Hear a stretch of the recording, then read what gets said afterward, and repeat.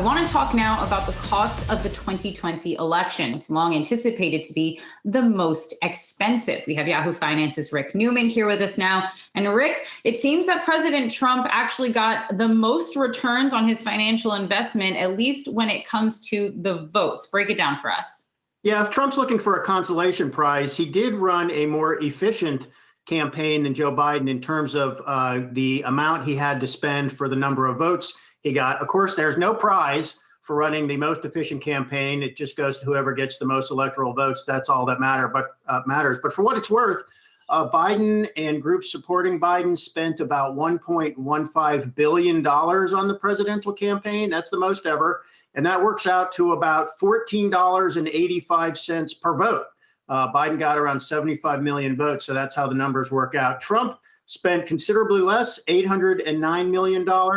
He got about 72 million votes. So if you do the math, he spent about $11.20 per vote. So $3 less per vote than Biden. And then if you break this down by some of the key swing states, I got numbers on advertising spending for all of them. Biden, again, really outspent Trump overall, and he spent about $29 per vote on advertising in 7 swing states. Trump spent just $17 per vote. So I guess if you're the Biden campaign, you say, look, we don't really care if we had to spend a lot more for each vote we got than Trump because we won.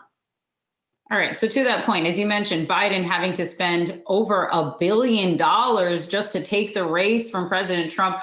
What does that spell out then for the future of elections when it comes to the cost, when it comes to fundraising?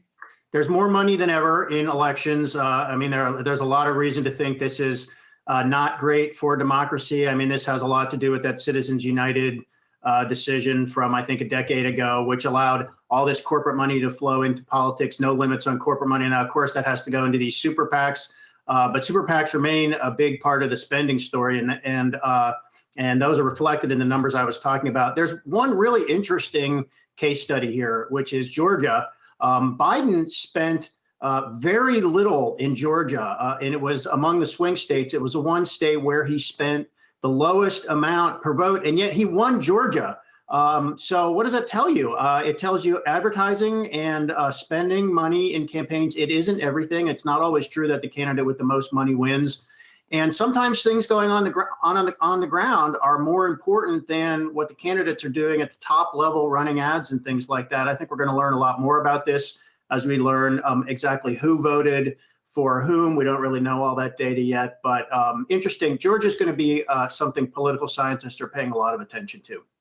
I don't know, Rick. I learned that we need to get into political advertising. That's where the money is. There's a lot of money there. Journalism, perhaps, and that's really but it's only once every 4 years. You got to do something else for those other 3 years.